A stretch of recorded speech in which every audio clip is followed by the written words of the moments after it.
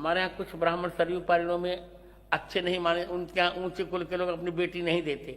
उपाध्याय और चौबे, त्रिगुणायत, दीक्षित और पाठक, इनके यहाँ हम बेटी नहीं देते और नहीं इनके यहाँ से बेटी लेते। क्यों लेते हैं? कितने लोगों के स्वाभिमान पर ठेस पहुंची और पूरे ब्राह्मण समाज पर। ये जो पाठक जी लोग हैं, मैं उनसे पूछना चाहता हूं, जो भारतीय जनता पार्टी के पाठक जी हैं, क्या वो नीच हैं रामभद्राचार्य के कहने के अनुसार? क्या दीक्षित जी लोग जो हैं वो नीच ब्राह्मण होते हैं रामभद्राचार्य ने जो कहा? जो चौबे जी हैं वो क्या नीच ब्राह्मण हैं? जो उपाध्याय जी लोग हैं वो नीच ब्राह्मण हैं? त्रिगुणायन और द्विवेदी जी लोग जो है नीच ब्राह्मण हैं? कि एफआईआर और मुकदमे हम विपक्षियों का श्रृंगार है और हम लोगों की विरासत है। ऐसे एफआईआर और ऐसे मुकदमों से ना तो हम कभी डरे, ना कभी विचलित हुए और ना ही कभी हम छुपे। ये पहला मुकदमा नहीं है हमारे ऊपर। ये भारतीय जनता पार्टी के शासनकाल में ये 24वां मुकदमा है हमारे ऊपर। और हमारी घर का जितना खर्चा नहीं होता है, जितना खर्च नहीं है हमारे बच्चों का, हमारे परिवार का या हमारा, उसका दुगना खर्च हमारा अदालती कार्रवाई में जाता है। और इस बात से मैं बड़ा फक्र महसूस करता हूँ। इस देश के खातिर, इस बुरे दौर में जब पूरा देश की आधी आबादी सत्ता का तलवा चाटता नजर आ रहा है, तब उस दौर में हम बनारस जैसे सरजमी से उठते हैं और संविधानवादी होकर के धर्मवादियों के खिलाफ हम बिगुल फूंकते हैं और बाबा साहब के संविधान के लिए हम परब्बी करते नजर। देखिए, आदमी अपने ही प्रवृत्ति के हिसाब से सबको समझता है, लेकिन ये रॉन्ग नंबर लग गया है। ये रॉन्ग नंबर लगा हुआ है। जिन लोगों ने किया है ये मुकदमा, अब उनको जवाब देना पड़ेगा। हमारा जो साथ देता है वो पीडीए परिवार देता है, हमको पिछड़ा साथ देता है, हमको दलित साथ देता है, हमको अल्पसंख्यक साथ देता है, मोरल हाई करता है, हमारे साथ संघर्ष करता है और सबसे ज्यादा इज्जत भी करता है। और सबसे ज्यादा अगर कोई गाली देता है तो ब्राह्मण और ठाकुर समाज के लोग मुझे गाली देते हैं, क्योंकि वो सत्ता के साथ खड़े। मैं रामभद्राचार्य जी को गुरु नहीं समझता हूं और ना ही मैं संत मानता हूं। मैं इसी के ना लड़ैया लड़ रहे हैं। आखिर ये भाजपा वाले क्यों हमसे इतना चिड़े हुए हैं? हम उनका घरवा खेतवा कब्जा किए हैं, उनकी बहन बिटिया लेके भागे हैं। उनको ये है कि हमारे एजेंडे का सबसे बड़ा रोड़ा अगर कोई है तो वो बनारस वाले मिश्रा जी हैं। भारतीय जनता पार्टी का वर्तमान मिनिस्टर रविंद्र जायसवाल का गुर्गा, और वो जायसवाल बिरादरी का है, उसको ये धार्मिक भावना आहत हो गई कि रामभद्राचार्य को, अंधे आदमी को हमने अंधा कह दिया। अगर एसएचओ साहब व्यक्तिगत रूप से और सरकार को खुश करने की नीयत से अगर जरा सा भी लापरवाही करेंगे तो फिर जनता सड़क पर उतरेगी और उसको हम भी नहीं रोक पाएंगे। साथियों नमस्कार, मैं हूं रजनीश और आप जन आदर्श भारत देख रहे हैं। इस वक्त हम उत्तर प्रदेश के वाराणसी में हैं। ये वाराणसी देश के प्रधानमंत्री नरेंद्र मोदी जी का संसदीय क्षेत्र है और वाराणसी में जिस खबर को लेकर के आज हम उपस्थित हुए हैं वो खबर देश की बहुत बड़ी खबर है। लगातार जिस बात की आशंका थी, बार बार कहा जाता था कि ये जो सरकार है वो तानाशाही सरकार है, ये अपने खिलाफ कुछ भी सुनना नहीं चाहती। हालांकि इतिहास गवाह है कि जो राजा अपने आलोचनाओं को सुन करके अपने अंदर सुधार लाते थे वो जनप्रिय कहलाते थे। लेकिन इस वक्त की जो सरकार है वो इस तरह की क्रूर और तानाशाह सरकार है जो अपने खिलाफ कुछ भी नहीं सुनना चाहती है। क्रूर सरकार के गलत नीतियों के खिलाफ लगातार उत्तर प्रदेश के इसी वाराणसी के रहने वाले बनारस वाले मिश्रा जी ने बहुत बड़े बड़े पैमाने पर, समझिए कि पूरे देश और दुनिया को ये बात बताई थी कि जो वर्तमान की सरकार है क्या गलत और क्या सही कर रही है, कौन सी ऐसी चीजें हैं जो देश के हित में है और कौन देश के लोगों के खिलाफ है। इस पर प्रमुखता से देश के प्रधानमंत्री नरेंद्र मोदी जी के संसदीय क्षेत्र वाराणसी में लगातार बनारस वाले मिश्रा जी ने मुखर होकर के उन तमाम चीजों की आलोचना की जो जनहित के खिलाफ थी। लेकिन आज जो बहुत बड़ी खबर आई है, बनारस वाले मिश्रा जी पर एफआईआर दर्ज हुआ है और एफआईआर इस बिना पर दर्ज हो गया कि एक राम भद्राचार्य जी हैं जो अयोध्या के हैं, उनके खिलाफ बनारस वाले मिश्रा जी ने जिस तरह की टिप्पणी की उसको संज्ञान में लेते हुए यहाँ का जो प्रशासन है उसने एफआईआर दर्ज कर दिया। हालांकि राम भद्राचार्य के तमाम ऐसे बयानों की अगर बात करें और उस बयानों को देखें तो ये बात समझ में आती है कि राम भद्राचार्य की प्रवृत्ति किस प्रकार की है और किस तरह का वो बयान देते हैं। तो बनारस वाले मिश्रा जी हैं, आज हम उनके यहाँ उपस्थित है। सर बहुत बहुत स्वागत है आपका। बहुत बहुत धन्यवाद भैया। क्या कहेंगे, एफआईआर दर्ज हुई है और पूरा देश ये जानना चाहता है कि आखिर बनारस वाले मिश्रा जी जो बहुजन की इतनी बड़ी आवाज है, पीडीए की इतनी बड़ी आवाज है, आज उनके ऊपर इस तरह का जो है संकट आया, एफआईआर दर्ज हुई है, गिरफ्तारी भी आपकी हो सकती है, तमाम पूरे देश भर के लोग प्रतिक्रिया दे रहे हैं, तो क्या कहेंगे किस तरह से किस बात पर एफआईआर दर्ज हो गया? देखिए, सबसे पहले तो ये बात है कि एफआईआर और मुकदमे हम विपक्षियों का श्रृंगार है और हम लोगों की विरासत है। ऐसे एफआईआर और ऐसे मुकदमों से ना तो हम कभी डरे, ना कभी विचलित हुए और ना ही कभी हम छुपे।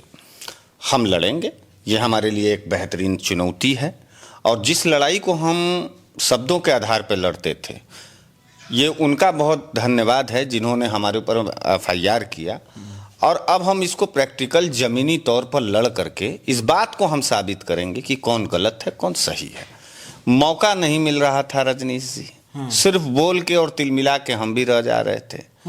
और ये पहला मुकदमा नहीं है हमारे ऊपर, ये भारतीय जनता पार्टी के शासन काल में ये 24वां मुकदमा है हमारे ऊपर। और हमारी घर का जितना खर्चा नहीं होता है, जितना खर्च नहीं है हमारे बच्चों का, हमारे परिवार का या हमारा, उसका दुगना खर्च हमारा अदालती कार्रवाई में जाता है। और इस बात से मैं बड़ा फक्र महसूस करता हूँ कि इस देश के खातिर इस बुरे दौर में जब पूरा देश की आधी आबादी सत्ता का तलवा चाटता नजर आ रहा है, तब उस दौर में हम बनारस जैसे सरजमी से उठते हैं और संविधानवादी होकर के धर्मवादियों के खिलाफ हम बिगुल फूंकते हैं और बाबा साहब के संविधान के लिए हम पैरवी करते नजर आते हैं। एफआईआर हमारे ऊपर जो हुआ है वो पिछले 6 महीना पुराना है। अच्छा। आपको ये मालूम होना चाहिए कि अभी विगत कुछ ही दिनों पहले कुंभ में मौनी अमावस्या के दिन हजारों मासूम लोग गायब हुए और मौत के किनारे चले गए। जिस तरीके से प्रशासन वहाँ लोगों को, वहाँ के हिंदुओं को, खास करके लोगों को नहीं हिंदुओं को, क्योंकि हिंदू कुंभ नहाने जाता है, हिंदुओं को जीते जी तो वो हिंदू बन करके गया रजनीश जी मौनी अमावस्या नहाने, और मरने के बाद उसके लाश नहीं पता चला। और कुछ लोग बता रहे हैं और ऐसी एविडेंस भी है कि उस लाशों को जिला प्रशासन उठा करके बुलडोजर से खन करके उसको दफना दिया। मतलब जीते जी वो हिंदू कुंभ नहाने गया और मरने के बाद वो मुसलमान हो गया। बस उसी हिंदुत्व के एक कड़ी को आगे ले जाने की ये सजा है। और वो ये सोचते हैं कुछ काफिर लोग, कुछ नासमझ लोग, कि बनारस वाले मिश्रा जी को जो है मुकदमा कर देंगे तो ही डर करके भाग, जैसा इनकी सोच है या जैसा उनकी देखिए, आदमी अपने ही प्रवृत्ति के हिसाब से सबको समझता है, लेकिन ये रॉन्ग नंबर लग गया है। ये रॉन्ग नंबर लगा हुआ है। जिन लोगों ने किया है ये मुकदमा, अब उनको जवाब देना पड़ेगा और ये जवाब अब खुले मंच पर होगा, आम सभा के माध्यम से होगा और सड़कों पर होगा। पुलिस प्रशासन को भी जवाब देना है और जो एफआईआर किया है उसको भी जवाब देना है। अच्छा। मैं देखिए, तथाकथित एक बाबा हैं राम भद्राचार्य जी। राम भद्राचार्य जी के मुख से साधु संतों की वाणी आप कम सुनेंगे, राजनीतिक वाणी आप ज्यादा सुनेंगे। इस बात से जो भी लोग असहमत हैं वो भारतीय जनता पार्टी के हैं, और जो लोग उनको सुने हैं, उनके विचारों को देखे हैं, उनको समझे हैं, वो संविधानवादी हैं। हम देखिए, इस देश में बार बार हमारी जो पहचान है, हम जातिवादी नहीं हैं, हम धार्मिकवादी नहीं हैं, हम आस्थावान तो हैं लेकिन हम निजी आस्थावान हैं। हमारे हृदय में जो आस्था है, हम उसका बाजारीकरण करने के खिलाफ हैं। नहीं, आस्था तो निजी ही होती है। हाँ, निजी होती है, लेकिन कुछ लोगों का बाजारीकरण हो गया है। कुछ लोग आस्था को निजी तौर पर घर में अपने पूजा पाठ नहीं करते होंगे, लेकिन वो गमछा गुमछी रख करके, अंडा झंडा रख करके उनका सड़क पर धर्म चलता है, और हमारा दिल और मन और मिजाज और रक्त में धर्म चलता है। फिलहाल ये तो दूसरी बात है। तो राम भद्राचार्य जी ने कहा था ब्राह्मणों के बारे में, जबकि देखिए कोर ब्राह्मण हमारा जो साथ देता है वो पीडीए परिवार देता है, हमको पिछड़ा साथ देता है, हमको दलित साथ देता है, हमको अल्पसंख्यक साथ देता है, मोरल हाई करता है, हमारे साथ संघर्ष करता है और सबसे ज्यादा इज्जत भी करता है। और सबसे ज्यादा अगर कोई गाली देता है तो ब्राह्मण और ठाकुर समाज के लोग मुझे गाली देते हैं, क्योंकि वो सत्ता के साथ खड़े हैं। आप इतिहास हमारा कमेंट उठा के देख लीजिए वो। लेकिन फिर भी देखिए, मैं जनवादी आदमी हूं। किसी भी जाति के लोगों को अगर नीचे गिराया जाएगा, उन्हें अपमानित किया जाएगा, तो ऐसा नहीं है कि हम सिर्फ पीडीए परिवार के लिए लड़ेंगे बोलेंगे। ठाकुर समाज में भी जब जब अत्याचार हुआ है सरकारों में, तब तब बनारस वाले मिश्रा जी मुखर होकर के उस समाज के प्रति भी अपनी जिम्मेदारी को निभाए। और 6 महीने पहले एक सभा में रामभद्राचार्य जी ने कहा कि ब्राह्मण में चौबे, पाठक, उपाध्याय, दीक्षित, त्रिगुणाइन, यानी 3 शब्दों से बना हुआ जो जाति है ब्राह्मण में, वो नीच प्रवृत्ति के होते हैं। इनके के यहाँ बहन बेटियां नहीं देना चाहिए और इनके के यहाँ पानी नहीं पीना चाहिए। इस बयान को सुनने के बाद कोई भी भारतीय जनता पार्टी का ब्राह्मण समाज के आदमी का स्वाभिमान नहीं टकराया गुरु। उसको मस्जिद के बाहर नाचने के लिए कह दो, झंडा उचारने के लिए कह दो, ठीक है। पानी न पीना और बेटी न देना, ये आज के तारीख का सबसे बड़ा गाली है और सबसे बड़ा स्वाभिमान को पैर से नीचे रौंदने का काम है। मैं रामभद्राचार्य जी को गुरु नहीं समझता हूं और ना ही मैं संत मानता हूं। मैं हृदय से खुल करके बोलता हूं, ये आजाद भारत है और यहाँ स्वतंत्रता है कि किसको कौन आस्था से देखेगा, किसको नहीं देखेगा।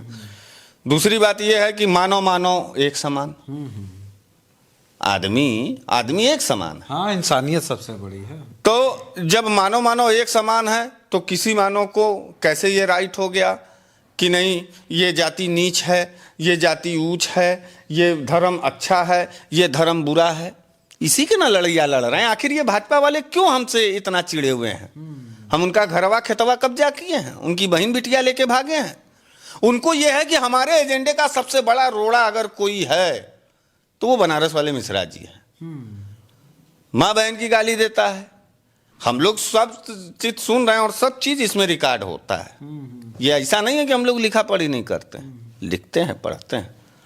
आज जिनकी जुबान चल रही है, कल उनकी जुबान रोएगी। नहीं तो हम ये कह रहे थे कि एफआईआर दर्ज हो गई, सारा कुछ हुआ, रामभद्राचार्य के बारे में आपने जो कुछ कहा उसी को वो बनाया गया, आधार बनाया गया है कि आपने गलत कहा है। नहीं तो हमसे जब वो पूछा किसी चैनल वालों ने, तो देखिए वो आंख से दृष्टिहीन है और हम बनारस के आदमी। एक बात बताइए हमको, हमको अंग्रेजी नहीं आता है, हमको हिंदी नहीं आता है, या हमको तेलुगु मलयालम नहीं आता है, तो जब भी कोई आदमी अपनी बात कहेगा तो अपने मातृभाषा में कहेगा। और बनारसी जो भाषा है वो हमसे उस पत्रकार ने पूछा कि ये इस तरीके के क्या ब्राह्मण नीच प्रवृत्ति के होते हैं, तो उसके रिप्लाई में हमने कहा कि रामभद्राचार्य जी ने मत कहिए, उनको अंधराचार्य जी कहिए। इस बात को हम फैक्टली स्वीकार करते हैं। भाई अंधे को अंधा ना कहें। हाँ, बनारसी आदमी सपाट सीधा बात करता है। अंधे को ही ना अंधा कहना। मेरा आरोप यह था कि हमने अंधे को अंधा कह दिया। इस पर उनकी धार्मिक भावना भड़क गई। भड़क नहीं गई, ज्वालामुखी बना लो, घंटा नहीं फर्क पड़ने वाला है। अच्छा, हाँ, एकदम ज्वालामुखी बन जाओ। कोई बनारस वाले मिश्रा के ऊपर हुआ। अच्छा, उसने हमारी जाति को नीच कहा, भरे सभा में कहा, बीच बाजार में कहा। कितने लोगों के स्वाभिमान पर ठेस पहुंची और पूरे ब्राह्मण समाज पर। ये जो पाठक जी लोग हैं, मैं उनसे पूछना चाहता हूं, जो भारतीय जनता पार्टी के पाठक जी हैं, क्या वो नीच हैं रामभद्राचार्य के कहने के अनुसार? क्या दीक्षित जी लोग जो हैं वो नीच ब्राह्मण होते हैं रामभद्राचार्य ने जो कहा? जो चौबे जी हैं वो क्या नीच ब्राह्मण हैं? जो उपाध्याय जी लोग हैं वो नीच ब्राह्मण हैं? त्रिगुणाइन और द्विवेदी जी लोग जो है नीच ब्राह्मण है? इस बात को बताया जाए, क्योंकि मेरे भी घर में शादियां हुई हैं। तो किसी पाठक के यहाँ भी शादी हुई है, उसकी लड़की हमारे घर पर आई है। दुबे के यहाँ शादी हुई है, उसकी लड़की हमारे के यहाँ आई है। उपाध्याय के यहाँ भी हमारे हमारी माता जी उपधिया बिरादरी से आती हैं, यहाँ मिश्रा जी में शादी हुआ था। तो क्या ये नीच लोग हैं? इतना बड़ा बात कोई आदमी कह दे और उसकी रिप्लाई और उसकी बात हमको नीच कहें और हम नीच न कहें, तो भाई वाद करेंगे तो प्रतिवाद होगा। तो वो राम भद्राचार्य तो कई बार ऐसे बयान दिए, कभी कहा है कि मरे मुलायम कांति राम, प्रेम से बोलो जय श्री राम, कभी दलित को भी पता नहीं क्या क्या उल्टा सीधा। तो इसीलिए तो हम कहते हैं कि वो संत नहीं है। हाँ। वो किसी दल के प्रायोजित एक एजेंट के रूप में काम करते हैं। और संत हमेशा अपने भगवत गीता, अपने रामायण और अपने इस पर बहस करेगा कि राजनीतिक बात करेगा। यही एक ठो संत है। तमाम पूरे भारत देश में हिमालय के कंदराओं से लेकर के और कन्याकुमारी के किनारे तक आप जाके देखिए, एक से एक महान विभूति हमारे संत हैं जो सनातन धर्म की रक्षा करते हैं, उनको उसका ध्वज आगे बढ़ाते हैं। कभी किसी को राजनीतिक स्तर पर आपने देखा है? और दूसरी बात, जिस भी संत को, ये मैं खुली बात कहना चाहता हूं, जिस भी संत को राजनीतिक बात अगर करने का बहुत शौक है तो उस संत को राजनीतिक प्रतिवाद भी सहने की क्षमता होनी चाहिए। ऐसा नहीं है कि आप हमारा मुंह बंद कर दें, आपके मन में जो आवे तो आप बोलते रहिए और हम मुंह बंद रहे। तो मैं तमाम ब्राह्मण कम्युनिटी के और तमाम ब्राह्मण संगठनों से ये पूछना चाहता हूं कि मैंने क्या गलत किया है। मैं तो मिश्रा हूं। ये देखिए, सबसे बड़ी बात देखिए, जो दीक्षित है और भारतीय जनता पार्टी में है, उसको नीच कहने के बाद वो मुकराया हुआ है, पाठक मुकराया हुआ है, छुपा हुआ है, डरा हुआ है। उपधिया, चौबे, त्रिगुणाइन, दुबे, यहां भी देखिए न्याय है। मैं कि न तो मैं पाठक हूं, न तो मैं त्रिगुणाइन हूं, मैं तो द्विवेदी भी नहीं हूं, मैं चौबे भी नहीं हूं, मैं उपधिया भी नहीं हूं, मैं मिश्रा हूं। लेकिन किसने खुल करके बोला? क्योंकि ये हमारी भावनाएं आहत, हमारे भावनाएं आहत होने का कोई असर नहीं। और किसने किया हमारे ऊपर मुकदमा? ये देखिए, सबसे बड़ी मजे की बात, कोई साधु संत नहीं किया। भारतीय जनता पार्टी का वर्तमान मिनिस्टर रविंद्र जायसवाल का गुर्गा, और वो जायसवाल बिरादरी का है, उसको ये धार्मिक भावना आहत हो गई कि रामभद्राचार्य को, अंधे आदमी को हमने अंधा कह दिया। बस यही। आपको क्या लगता है कि वो आपके ऊपर FIR करके कहीं नेता तो नहीं बनना चाहता वो सामने वाला? अरे नेता वो क्या बनेगा? नेता मुद्दों पर बनने के लिए होता। नेता देखिए हम लोग हैं, हम गर्व से कहते हैं नेता हैं हम। देखिए, अत्याचार के खिलाफ, अन्याय के खिलाफ, असमानता के खिलाफ, दंगा के खिलाफ, धर्मवाद के खिलाफ, जातिवाद के खिलाफ, शिक्षा के बाजारीकरण के खिलाफ, किसान के हत्या के खिलाफ, बहन बेटियों के बलात्कार के खिलाफ, इतने सारे मुद्दे पर जो नेता निर्भीक होकर के अपने सरकार से सवाल करेगा, लड़ेगा, जूझेगा, उसको नेता कहेंगे कि एक खुद टिटपुजैया कोनो भी। एक बात बताओ, कूड़ा धार के साथ बहता है, कूड़े को पानी में बहाया जाए तो जिधर का धार उधर, तो ये सब कूड़ा है, राजनीतिक कूड़ा है। इनके अंदर कोई गर्स है?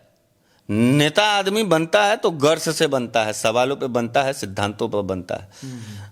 और जिला प्रशासन ने तुरंत मुकदमा हमारे ऊपर दर्ज किया। तो मुकदमा जब वो दर्ज किए हैं तो मैं बहुत बधाई देता हूं। कम से कम आपने हमको चर्चा करने के लिए एक मौका दिया, एक सकारात्मक चर्चा करने के लिए मौका दिया। इत्तेफाक से जो SHO हैं, सिगरा थाना वाराणसी में हमारे खिलाफ मुकदमा है, और SHO भी संजय मिश्रा जी हैं। अच्छा। मैं अब उनसे भी यही पूछूंगा कि उपधिया जी लोग नीच होते हैं, पाठक जी लोग नीच होते हैं। मैं बार बार इस बात, मैं ब्राह्मण महासभा में भी चिट्ठी लिखा, मैं तमाम विपक्षी दलों में भी, आपको यकीन नहीं होगा, समाजवादी पार्टी के जिला अध्यक्ष जी और समाजवादी पार्टी के प्रदेश कार्यालय से भी फोन आया, क्योंकि उनके भी पार्टी में पाठक, चौबे, ब्राह्मण, ठाकुर सब लोग काम करते हैं, हर दल में करते हैं।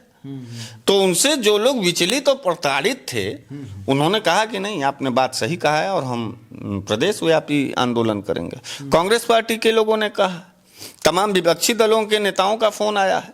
तो ये एक मूवमेंट बना इस FIR के बाद कि लोगों को अब खुली बहस करने का मौका मिलेगा, और कौन आदमी नीच है आज के आज़ाद भारत में और कौन आदमी ऊंच है, इस बात पर तो बहस हो ही जाना चाहिए। क्योंकि लोग ऐसा ही बोलते रहेंगे।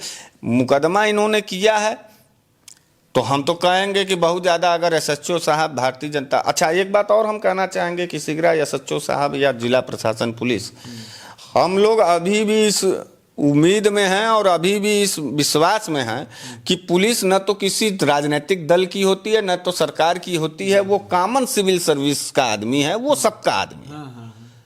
अगर एसएचओ साहब व्यक्तिगत रूप से और सरकार को खुश करने की नीयत से अगर जरा सा भी लापरवाही करेंगे तो फिर जनता सड़क पर उतरेगी और उसको हम भी नहीं रोक पाएंगे।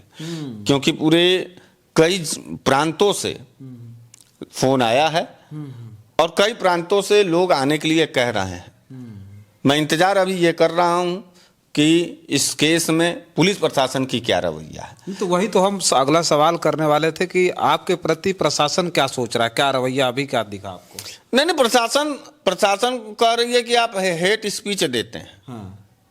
भैया एक बात बताओ, तुम हमको गाली दोगे तो हम उसका रिप्लाई कर दिए तो हम हेट स्पीच दे दिए और तुम नहीं। सबसे यानी कहने का मतलब कि पहले रामभद्राचार्य पर मुकदमा लिखा जाए। हाँ, पहले रामभद्राचार्य पर मुकदमा लिखा जाए, तमाम उन भारतीय जनता पार्टी के नेताओं के ऊपर मुकदमा लिखा जाए जो समाज में विभाजनकारी लोग हैं, जिनके बयान से समाज कटता है, भारत कमजोर हो रहा है। तो सबसे ज्यादा तकलीफ इनको यही कुंभ में जो मैंने बोला था कि हमारे हिंदुओं का लाश तो दे दो, मरने के बाद कम से कम हिंदू रिवाज से काम उनका क्रियाक्रम हो जाए, उनके आत्मा को शांति हो जाए, मत दो मुआवजा, मत दो पाप। इसी बात का कोई काउंटर नहीं था और पूरे देश के साथ साथ विदेशों में इस बात को जब लोगों ने सुना और लोगों की सकारात्मक प्रक्रिया आई तो इससे तिलमिलाई भारतीय जनता पार्टी 6 महीना पुराना यह इंटरव्यू छोटा क्लिप उठा करके लाया, जबकि वो वीडियो बड़ा है। उस वीडियो को अगर आप सुनेंगे उस चैनल के तो उसमें पूरी तरीके से ये साफ साफ पूछा गया था हमसे यही कि क्या ये ब्राह्मण समाज के लोग, इन जातियों के लोग, क्या ये नीच होते हैं? तो जब मैं सुना और मेरे कुल खानदान को, मेरे यशस्वी विरासत को अगर कोई नीच कहेगा तो मैं उसको इज्जत नहीं दे सकता, मैं उसको बाबा और संत नहीं मान सकता। मैं पुनः कह रहा हूं, 1-2 हजार और मुकदमा करना है कर लो, अब मार दो हमको गोली, करो इनकाउंटर, लेकिन ये कहो कि तुम मुकदमे से हमारे जुबान को बंद कर लो तो ये आग और तेजी से अब बढ़ेगी। और अब वहीं तक तुम माइका पर थे, अब चट्टी चौराहों पर आम सभा में बात होगी। FIR का हुआ है ना, अब तो प्रूफ हो गया है ना। इसने इन भारतीय, अब वो जायसवाल जी लोग, मैं उस जायसवाल से पूछना चाहता हूं कि तुम्हारे पार्टी भारतीय जनता पार्टी में जो ये उपधिया, चौबे, त्रिगुणाइन और द्विवेदी और पाठक हैं, क्या तुम सहमत हो कि वो नीच लोग हैं? और जो भी इस जाति के भारतीय जनता पार्टी में काम कर रहे हैं वो रविंदर जायसवाल और उनके गुर्गों से ये पूछो कि बताओ तुम हमको नीच कहने का समर्थन, मतलब उसने FIR इसीलिए किया ना कि रामभद्राचार्य जी ने सही कहा था, तो वो नीच समझते हैं इन लोगों को। ये रविंदर जायसवाल कौन है? मंत्री हैं वर्तमान समय में। अच्छा। और उत्तरी के विधायक हैं और योगी सरकार में मंत्री हैं। सबसे ज्यादा बाभन जो है भाजपा को वोट कर रहा है और सबसे ज्यादा उन्हीं के मंत्री लोग जो है इसको नीच, कुकर्मी। ये मंत्री का गुर्गा मुकदमा कर दिया? हाँ, मंत्री का गुर्गा मंत्री के इशारे पे किया। अच्छा। अब कौन किया उसका हमको जानकारी नहीं है, लेकिन इसका मुकम्मल जवाब दिया जाएगा। अदालती कार्रवाई हम कर रहे हैं। हम अपने तमाम साथियों से कहना चाहते हैं कि अगर आपको ये लगे कि अगर जब भी कभी हमारे साथ उत्पीड़न हो रहा है, क्योंकि भाई देखो हम साउथ के हीरो तो हैं नहीं कि उड़ उड़ करके हीरो फाइटिंग करेंगे। वो पुलिस आएगी तो पुलिस की प्रक्रिया आप जानते हैं, कितनी क्रूरता से पुलिस बात करती है। हम उससे बात करेंगे तो अपने सभ्य लैंग्वेज में करेंगे, लेकिन वो अगर हमारे साथ कोई अप्रिय घटना करती है, क्योंकि मुझे पुलिस के ऊपर जरा सा विश्वास नहीं है, क्योंकि वर्तमान पुलिस का जो पहचान बन चुका है वो भारतीय जनता पार्टी की पुलिस है, न कि वो उत्तर प्रदेश की पुलिस है।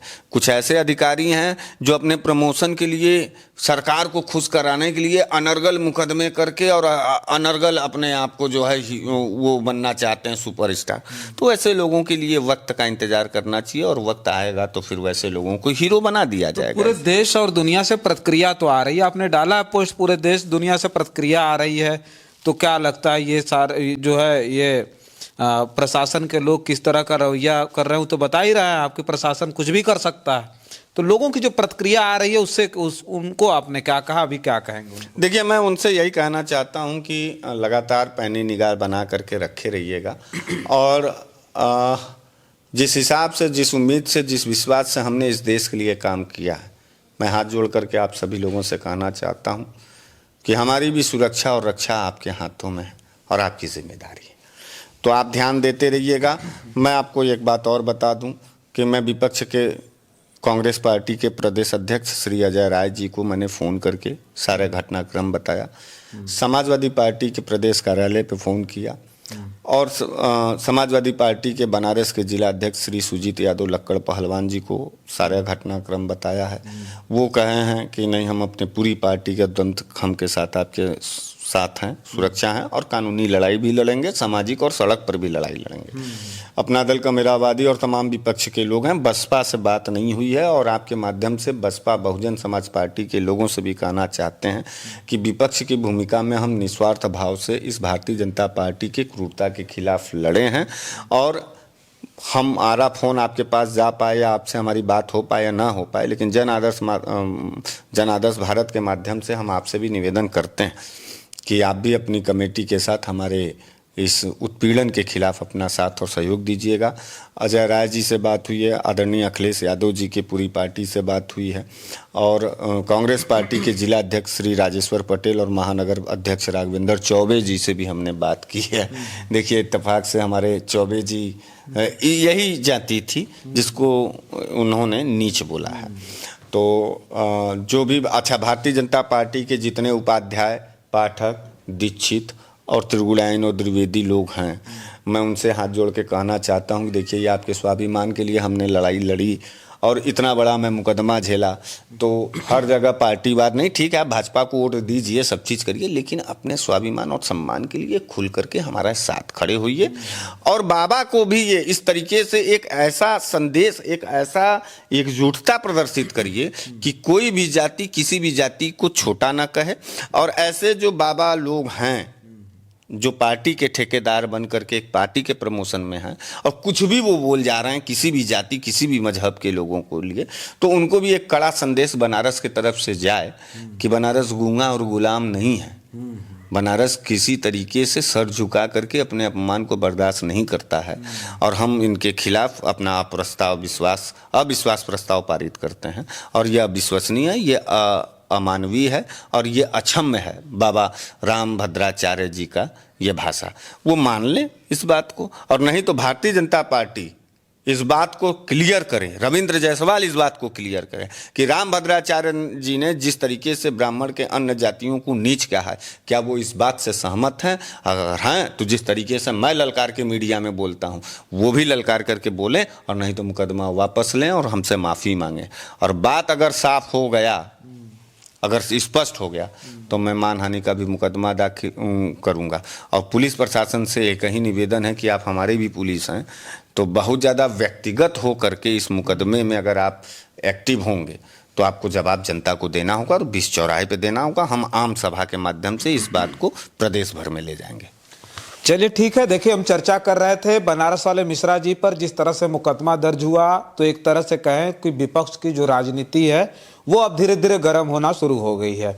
आप सोशल मीडिया पर आप देखिए, प्रतिक्रिया देने वालों की बाढ़ आ गई है। लगातार लोगों को अब जो है ये बात समझ में आने लगी है कि बनारस वाले मिश्रा जी बनारस में खड़े होकर के पूरे देश में विपक्ष की भूमिका जिस तरह से सड़क से लोगों के बीच निभा रहे थे, वो भूमिका निभाने वाले बनारस वाले मिश्रा जब जेल जाएंगे तो थोड़ी सी दिक्कत इस बात की होगी कि जो आवाज़ उठाने वाले लोग हैं इस तरह से जेल जाएंगे तो आखिर दलितों, पिछड़ों, आदिवासियों की आवाज़ बनेगा कौन?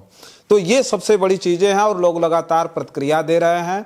बनारस वाले मिश्रा जी के ऊपर हुए मुकदमे को लेकर के अगर बात करें तो भारतीय जनता पार्टी का मंत्री, वर्तमान का मंत्री, सोचिए, ये मुकदमा करवाता है इस बात के लिए कि ये जेल जाए और वो या तो फिर ये डर करके अपनी आवाज़ बंद कर लें।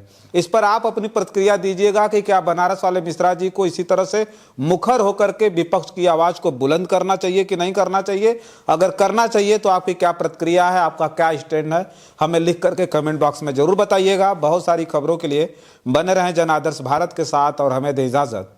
नमस्कार।